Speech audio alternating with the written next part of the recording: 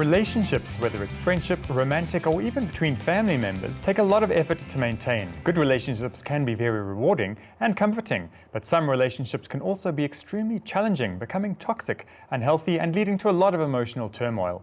So today we've invited life and relationship coach Leah C4 to chat to us about letting go of toxic relationships. Welcome, Leah. Thanks for joining us. Thanks for having me. Yeah, what would you describe as a toxic relationship? So toxic relationships are any relationships that erode your self-esteem, your self-confidence, and most importantly, your self-respect. Okay. And toxicity in relationship is really about control. So the perpetrators of the toxic behavior in a relationship are looking to keep things very small and very manageable through their behavior. Okay. And it's very hard to see it in the beginning. Toxic relationships happen over time. Yes. There's a slow erosion. You're all putting your best face forward in the beginning of a relationship, but over time these behaviors start to creep in, and people are not sure, what's going on. They think it's a once-off behavior, or they think, oh, he's never spoken to me like that before. Maybe he's just having a bad day. Or, I've never seen that in her. Maybe she's just stressed at the moment. So people excuse a lot of behavior for a long time before they start realizing, actually, there's something more underhand going on here. Also, I suppose they get used to it's a one-off thing first, but then it happens again, and like, it's okay, and then you kind of build. Yeah. And we are adaptive creatures, human beings. Yes. We are going to adapt to any environment we put ourselves in. So when the environment starts to shift, we will shift accordingly with it. Yes. And it's always a slow erosion over time. It's like the frog in the pot of boiling water. Yeah, it's the exact right analogy to use here, because you don't see it happening. And the problem is you never see it when you're in it. Yes. People outside your life can see something is going on, and they're trying to give you the feedback and help you. But when you're in it, it's very hard to see what's going on. Because you also can be a bit defensive when people are trying to give you some help, and you say, but what are you thinking? What are you looking at? Absolutely. Yeah. What are some of the clearest signs of a toxic relationship?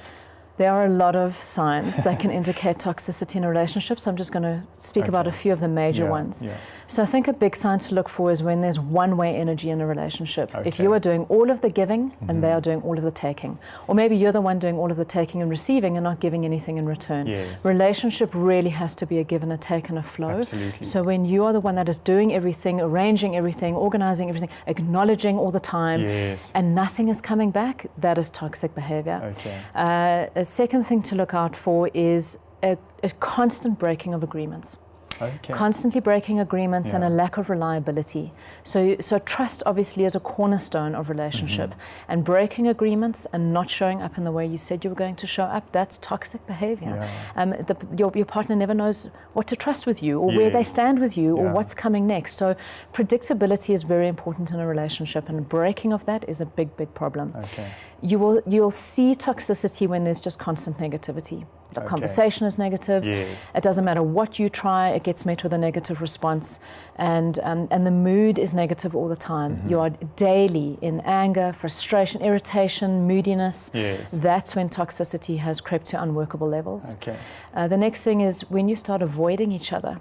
So yes. when you are working longer hours at work so you don't have to come home and face your partner, when you make a lot of arrangements that don't include your partner. So you're going out with your friends, or you're getting involved in hobbies and sports. And actually just in your home, when you are avoiding each other in the living space, not wanting to spend time together, that act of avoidance is a big indicator that toxicity is happening in the relationship. That happens very subconsciously. You don't actively say, I'm not going to avoid. I suppose you might in extreme cases, but generally you just know that it's an environment that's uncomfortable and you don't want to be there, so you're going to seek activity that keeps you away from it. Absolutely. So avoidance is a big indicator. Needs not being met, for me, is a fundamental way that relationships fall apart. So we've got basic needs that we need for ourselves, but within a relationship, we need to be acknowledged by our partner. We need to feel significant. We need fun and adventure and new exciting things to do together. We absolutely need safety and security and that certainty. We need connection, physically and emotionally and mentally, and when none of that is being met. Even when you are saying to your partner, I'm feeling there's a lack, please can we pay attention to this? That's toxic. If your partner's got no interest in meeting that, or you don't have an interest in supporting your partner with that, that's a big problem. I do have to say the most sinister and kind of underhanded way I see toxicity creeping in a relationship is when one starts demanding change of the other. And this can happen in a few ways. So it's very, like you said earlier, about that unconscious behavior. So one of the big ways is comparison.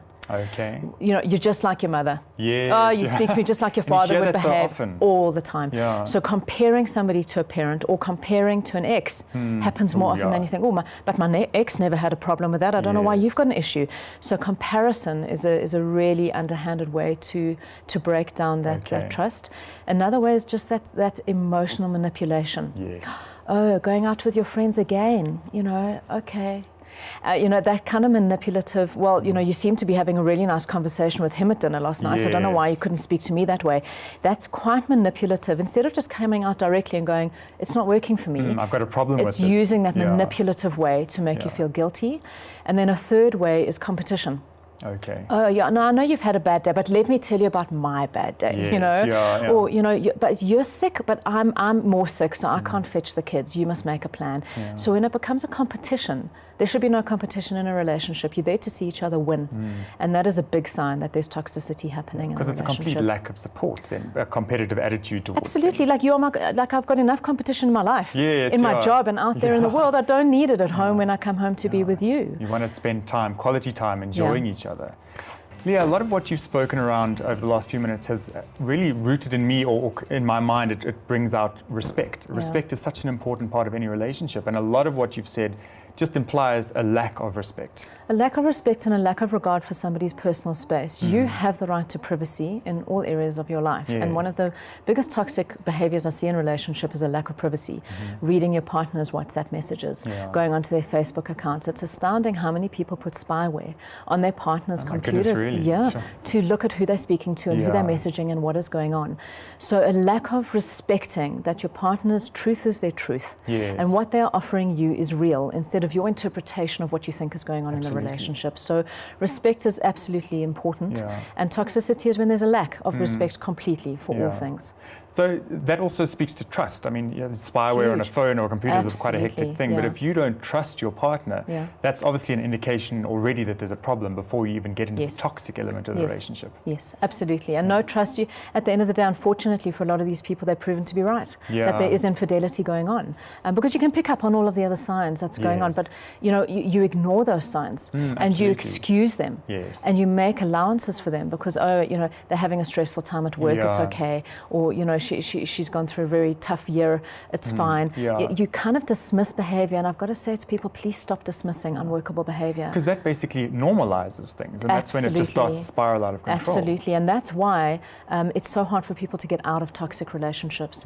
Because they've normalized it for so long, they justify it, and they think it's okay. And they see so much literature out there about it that they think most people are experiencing this in a relationship.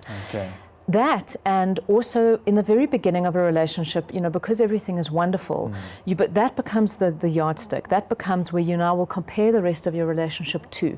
So people will think, yes, I know he didn't mean that, but you know, I know he's a good person. And we can go back to where he was. Or, you know, I know she never usually speaks to me like that, but once she did. So we'll wait until the good emerges again. And very often it never does. So people will wait for a different version of their partner to re-emerge, which never happens. I suppose the extreme case obviously is sort of, it becomes a physical abuse, but that's again justification, like they call it battered wife syndrome, I believe. Look, what I said earlier, all the things I've just said about points to look out for in a toxic relationship, please understand that there's a spectrum of toxicity. Yes, of course. Everything I've said, I think everybody watching has experienced one or two or three of those things in a relationship. You know, we can all focus on the negativity and we can all be a bit suspicious. Those are normal in a relationship. It's when it becomes consistent and it is intense and it's almost daily, if not weekly behavior, that's when it's crossing into the dangerous line of toxicity. All relationships are going to have bad days. Yes, what you're talking about with the battered wife, you know, any physical, emotional, psychological abuse, that is where the line has to be drawn and you need to walk away. There's no excuse for that behavior in a relationship. Now, what about say I've now identified that I'm in a toxic relationship. I've realized, oh my goodness, it's happening too often for it to be a good thing. What are the first steps that you take to get out of that? Do you try and broach the subject with your partner and say, look, I'm uncomfortable with this, or do you cut and run? What's the best solution? Look, I always feel that you've got to give people an opportunity to shift their behavior, and we are very unconscious when it comes to our own behavior. Often we don't know what we're doing or saying. Yes, yeah. So it really is necessary to point that out to your partner and say, listen, you're speaking to me in an incredibly disrespectful way. Or are you aware that we haven't had a date night for 3 months because you've made work a priority? Or, yes, address the issue with your partner first. Very often that can be corrected. If not, go and see a coach. Or go and see a therapist to see how can someone help us or facilitate a communication between us that's starting to address. So would you do that together as a couple? Absolutely, absolutely. Go and see someone together. They can see if they can start shifting the way you communicate and connect. Okay. If it's not changing after that, you have to be willing to get to a place of accepting that this is where the relationship is, and that's why, I see a lot of people who are in these relationships are in massive denial. And that's why they're not leaving and they're not doing anything about it. So I'd say to you, please listen to the people in your life who know you the best. When your friends and your family are pointing things out to you and saying, I've noticed a big change here and this is not okay, please listen to them because they can see it from the outside. The second thing is please pay attention to the behavior, not what the person is promising. People can promise a lot of stuff, but we can only actually trust what the behavior is. And why people stay in relationships beyond the point they should is because they believe the false promises that things are going to change and they never do. So moving out of a relationship means accepting it's not going to change. It is absolutely putting boundaries in place. I will no longer allow myself to be spoken to or treated like this, and unless things change, this is not a place I can stay. And if it's getting extreme that you feel incapable of doing it on your own, then you need to get professional help. So you'll work with a therapist, you'll work with a coach, you will work with family to support you, finding the strength to say, I cannot be here anymore and I need to leave. Okay. Now let's go a little bit beyond you've now identified, you've made a move to correct, and maybe you have corrected, which is great. Maybe you haven't, but what happens if down the line, a year later, your partner comes back and says, look, let's give it another try? How do you establish some ground rules to know that you're not going to fall back into the same situation that you were in? Look, I think a huge part of that requires the healing process of the relationship ending before you choose to get into any new relationship, whether it's with your ex or anybody else for that matter. In toxic relationships, you lose your identity quite massively. You don't know who you are anymore. You don't know what you believe anymore. You have no boundaries. So the healing process after an ending of a relationship is really important. And it is spending time processing what has happened and recollecting yourself to know who am I and what is it I actually want out of a relationship. And unless you can go into a new relationship with anyone and say, okay, here's my rule book, here's the user manual of me, you want to be in a relationship with me, this is what I want, this is what I don't want, this is how it's going to have to be. Until you are at that point, you cannot enter the new relationship again. And addressing unworkable behavior as soon as it happens.